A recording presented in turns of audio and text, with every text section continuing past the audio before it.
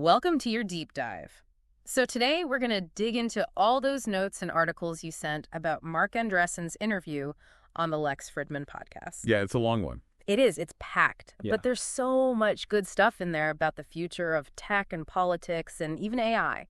We'll help connect the dots for you. There's some pretty surprising ideas in there. Okay, so right off the bat, is he right about this whole Roaring '20s thing being ahead of us? Especially in tech. He's super optimistic about the U.S. economy taking off. Well, he compares it a lot to the 1980s. Mm-hmm. And for him, a big part of that is this shift in attitude. Away from, I think he even uses the term woke culture, and more towards like a get things done, pro-business kind of vibe. And it's not just a feeling, right? He uses some real examples like how voting patterns are changing, even in Silicon Valley, which has always been so liberal, and how political donations are flowing differently now. Exactly. He even talks about Larry Fink, the CEO of BlackRock. He was really vocal about all sorts of social and political causes, but he seems to be pulling back from that. Maybe it's a sign of a bigger change, even in finance. This is where it gets even more interesting to me, though, this whole idea of preference falsification that Andreessen brings up. It's based on the work of Timur Kuran. Basically, people have been publicly going along with certain ideologies, even if they privately disagree. Right. So then you have to ask, what happens when that pressure to conform goes away? Exactly. Andreessen thinks we might see what he calls an unwinding, where people feel like they can finally say what they really believe. Yeah. And that could lead to really fast changes in society, not just tech. And the example he uses is Elon Musk challenging the lab leak theory, even when it was taboo to even talk about it. Yeah, he sees that as a sign of this unwinding already starting. Okay, so this whole idea of challenging narratives, that takes us right into Andreessen's thoughts on censorship, especially on social media.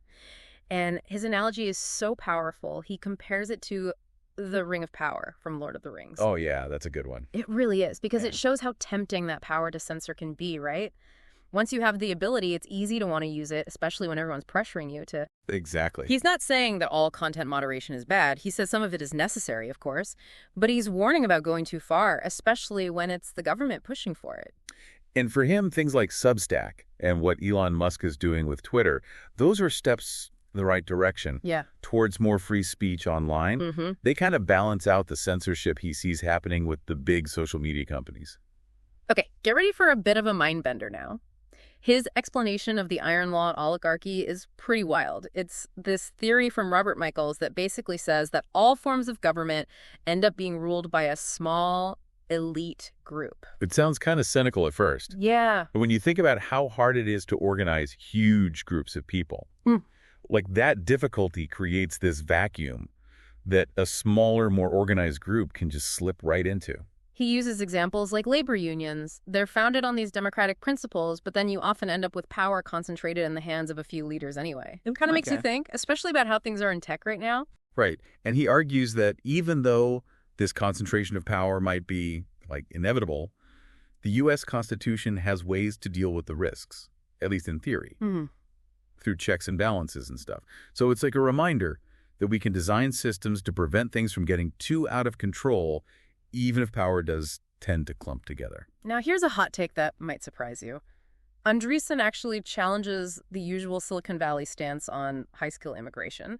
You'd think he'd be all for more H-1B visas and stuff. Right, every tech CEO is. But he pushes back a little. He does. He gets that attracting global talent is good, but he's concerned about how it might be affecting some people within the U.S. Yeah, this is where he gets us to look beyond the typical economic arguments. Totally. He suggests that high-skill immigration, even if it seems good overall, could actually be hurting certain groups of people in America while giving an advantage to others. Specifically, he talks about how some ethnic groups might be missing out on opportunities because of all the highly skilled immigrants coming in. Yeah, it adds another layer to the whole immigration debate that we don't usually hear about. It does. He's not saying end immigration, by the way. Yeah. He's just saying we need to think about it in a more holistic way. Yeah, consider everyone's needs, both people born in the U.S. and immigrants. Okay, and finally, AI, which is obviously huge right now. Andreessen lays out the big players: OpenAI, Meta, Google, and xAI, of course. But he points out that things are moving so fast, it's almost impossible to know who's going to win. It's true. And it's fascinating that he brings up Jan LeCun, who's this super respected AI researcher, but he's actually pretty skeptical of where AI development is heading right now. And I think that's important. Totally. Because it shows that even with something as powerful as AI, we need to have diverse opinions and critical thinking. It's not just going to magically solve all our problems. And it's not a silver bullet. So we've covered a lot. What's standing out to you so far? Anything that surprised you or maybe challenged your own views? Let's go back to that vibe shift Andreessen was talking about for a minute. It's like he's saying Silicon Valley, which has always been pretty one-sided politically, is maybe starting to change. Yeah. He uses those voting records and stuff about political donations to make his case. It's true, Silicon Valley has always been super Democrat. But maybe it's shifting to, I don't know, more conservative views. Or at least less radically progressive. And it might not even just be tech, right? He mentions this group of people in Hollywood who, I mean, they weren't pro-Trump or anything, but they felt like this decade of misery was finally ending. So maybe it's happening in other places too, these fields that have always been super liberal. Which kind of goes back to that preference falsification thing. Maybe people in those industries felt like they had to agree with certain ideas, even if they didn't, and now they're more free to speak up. Exactly. And Andreessen seems to think that's a good thing, this unwinding, he calls it, because it means we can have more honest conversations. He even uses the term thought criminals, which is a little intense, but it shows how strongly he feels that people have been stifled. It's interesting how he talked about humor, too, as a way of, like, testing the waters, seeing who else might be thinking these heretical thoughts, as he puts it. Like, it's this secret code among people who feel like they can't speak openly. Yeah. And he makes the case that places like Substack and what Elon's doing with that, it used to be Twitter, those are becoming spaces where those conversations can happen without fear of being censored or whatever. Right, right. And he even mentions those encrypted messaging apps where the messages disappear and all that. He thinks those have helped a lot, letting people connect and share ideas that they might not feel comfortable saying publicly. It's funny how technology can be used in so many ways, huh? Yeah. It can be used to silence people, but it can also be used to help them find each other and actually speak more freely. Okay, so let's talk about Andreessen's views on censorship specifically. It's actually kind of nuanced. He says that all internet services have some form of censorship, which I guess is true. And he doesn't think that's necessarily a bad thing. He even compares it to, like, the limits on free speech that we have in any country.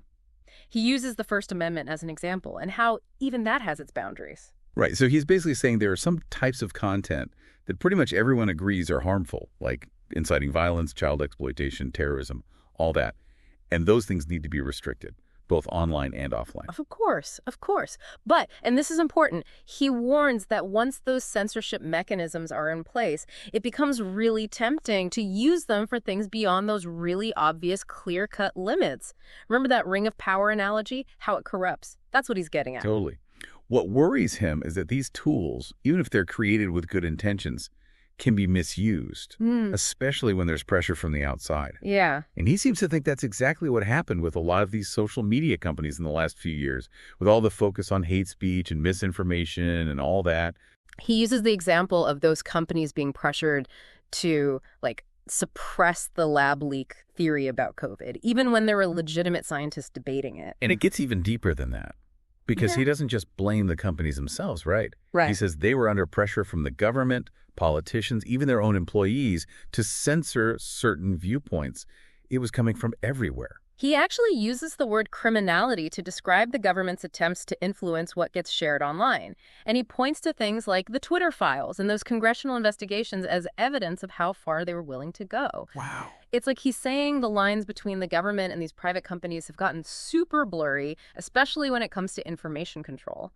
And that's kind of scary when you think about it. It is. He even asked this question.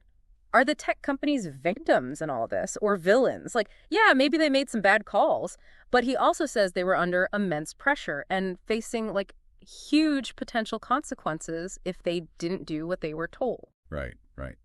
It's tough because we want them to be responsible, but we also don't want them to become tools of the government or anything. And he seems to think that Elon buying Twitter and things like Substack, those are maybe pushing back against that trend a little bit, trying to restore some balance. Yeah, it's like a counter movement. He even mentions Jon Stewart, believe it or not, for speaking out about the lab leak theory, suggesting that even, like, Famous people are starting to feel more comfortable going against the grain. Interesting.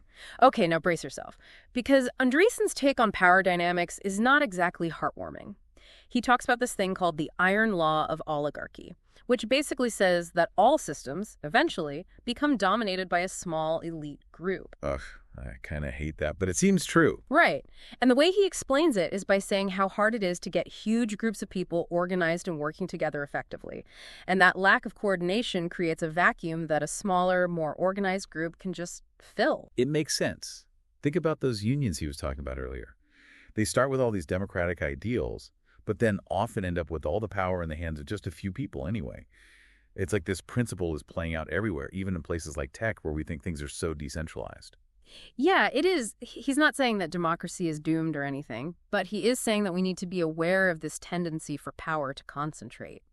And he points to the U.S. Constitution and its checks and balances and all that as an example of how to, mitigate the risks. Right. Build in some safeguards. And then he gives us this really interesting way of thinking about power dynamics. He asks, who can get who fired? It's so simple, but it's really revealing. Yeah, I like that. He uses the example of a journalist who might write an article that gets some CEO fired, but that CEO probably can't do anything to get that journalist fired. It shows how the power can be so uneven. And he even talks about how these activist investors, who usually get such a bad rap, can actually be helpful in holding powerful people accountable. He mentions Bill Ackman going after certain media companies as an example. Even individuals can take on these big institutions and expose bad behavior. He seems to admire that willingness to challenge the status quo. He does. And he thinks it might inspire other people to speak up too. Which is what we need more of, I think. Exactly. More transparency, more people willing to hold those in power accountable.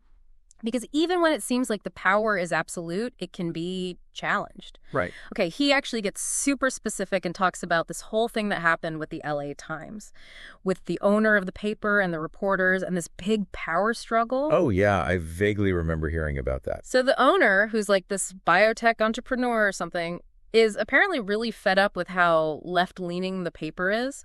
He thinks that a lot of the policies and politicians the paper has supported have actually led to some bad outcomes in LA. So he's like, enough is enough. And this all came to a head during those wildfires they had in LA recently. The owner was really critical of the paper's coverage and basically said he was going to make big changes, including firing some reporters. And the staff, of course, revolted. It shows how divided the whole organization is. It's like this case study in power dynamics playing out in real time. Right. It's like, who's really in charge at the LA Times? And that question applies to so many other institutions, too. It does. It's a reminder that even in places that seem democratic on the surface, power can be concentrated in ways we don't always see. And that can lead to all sorts of conflicts and struggles, especially in this age of social media where any individual voice can suddenly gain a lot of influence and challenge these established hierarchies. Before we jump into the last part, I'm curious to hear your initial reactions to all this. What are your thoughts on censorship, power dynamics, and this potential shift in the political landscape? Right. Let's talk about one of the most surprising parts of this interview, Andreessen's take on high-skill immigration. You'd think, every tech CEO, he'd be all about those H-1B visas. Right. But he kind of throws a curveball. He does. He starts by saying all the usual stuff, like how it attracts the best talent, drives innovation, all that. He even jokes about how if you ask anyone in Silicon Valley about it, they'll give you the same rehearsed arguments. Yeah, with talking points. Exactly. But then he asks this really thought-provoking question, who's losing out because of this? Maybe all this emphasis on bringing in highly skilled immigrants is actually hurting some groups within the U.S., people who could be filling those roles. Yeah, and he uses this example of how there's, not a ton of talent flowing into tech from the Midwest or the South, those areas. Yeah. Which is weird when you think about how much they've contributed to American innovation in the past. And then he brings up those Supreme Court cases about affirmative action at Harvard and UNC. The evidence presented in those cases, he says, suggests that the system is kind of rigged against certain groups, especially Asian Americans, even if they're super qualified. It's like we're creating this weird system where if you're born in the U.S., you might actually be at a disadvantage because you're competing with all these highly skilled people coming from other countries. Right. And it makes you wonder if some of these tech leaders are being a little hypocritical when they talk about both bringing in more foreign talent and promoting diversity and inclusion. Yeah, could those two things actually be working against each other? It's a good question. And he doesn't stop there. He also talks about the impact on those other countries, the ones these talented people are leaving. Like, yeah, the U.S. benefits, but what about the places they're coming from? The brain drain. Exactly. He uses Greece as an example, how they've lost so many skilled professionals that it's actually made their problems even worse. Makes sense. So what does he propose? He's like, what if we invested in developing the talent we already have here in the U.S.? He even suggests a national scouting system, like what colleges use for athletes, to find these brilliant kids all over the country. Oh, wow. That's interesting. Right. And he even talks about bringing back the National Merit Scholarship Program. You know, that thing that used to reward exceptional students no matter where they came from. He's all about meritocracy. Which makes sense. And he's pretty critical of the current education system, saying it's not doing enough to prepare American-born students for these high-skilled jobs. That's probably true. Okay, let's move on to AI. Andreessen says there's this massive hiring boom happening right now with all these big tech companies and startups trying to get the best AI engineers. So it's like an arms race. It is. And he acknowledges that AI is already automating some jobs, like in customer service, but he thinks we're still in the early stages. Just getting started. Yeah, he's super excited about these AI-powered coding tools.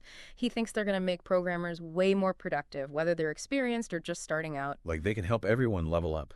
But he also warns about just slapping an AI button onto existing products. He says we need to totally rethink how we build things if we want to really take advantage of AI. Designed from the ground up. Yeah, exactly. And then he paints this picture of the future where you might have like a human executive team leading a whole workforce of AI agents. Whoa. He even says that maybe these AI agents will become so advanced that they start their own businesses. It sounds crazy. It does. But then again, things are moving so fast, who knows? He's like, think big, people. Yeah, no limits. Okay, so then he gets into the race for AI dominance. He lists all the usual suspects: OpenAI, Meta, Google, xAI.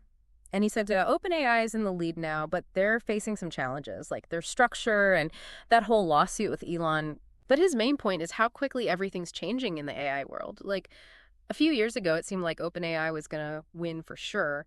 But now there are all these other companies building systems that are just as powerful. It's anyone's game. Exactly. And that's why it's so important to stay flexible and open to new possibilities, because the winners and losers are far from decided. For sure. He also talks about some of the, technical challenges they're still trying to figure out, like those hallucinations where the AI just makes stuff up. Oh, right, where it starts spitting out nonsense. Yeah, so clearly they still have a lot of work to do to make these AI systems more reliable. They're not perfect. Definitely not. And that's why it's so important to have people like Jan LeCun, who he mentions a few times. This guy is a legend in AI, but he's also a critic. He's not afraid to challenge the status quo and point out potential problems. And Andreessen really respects that. It's like he's saying, we need those dissenting voices to keep things honest. Yeah, totally. And then there's this whole thing about how AI and crypto might come together. He thinks crypto could be the perfect economic infrastructure for a world full of AI agents. Like, imagine these AI agents just seamlessly transacting with each other using digital money. Wow. That's trippy. It is. He thinks the U.S. could be a leader in this whole AI crypto space, but only if we have the right regulations, ones that encourage innovation. So it sounds like after all this, Andreessen is pretty optimistic about the future, especially for the U.S. He sees this potential roaring 20s coming, driven by all these changes in politics and technology. He does, but he's not naive about the challenges either, like censorship, the concentration of power, the unintended consequences of certain policies. He wants us to be aware of all that stuff, to think critically, challenge assumptions, and really take an active role in shaping the future.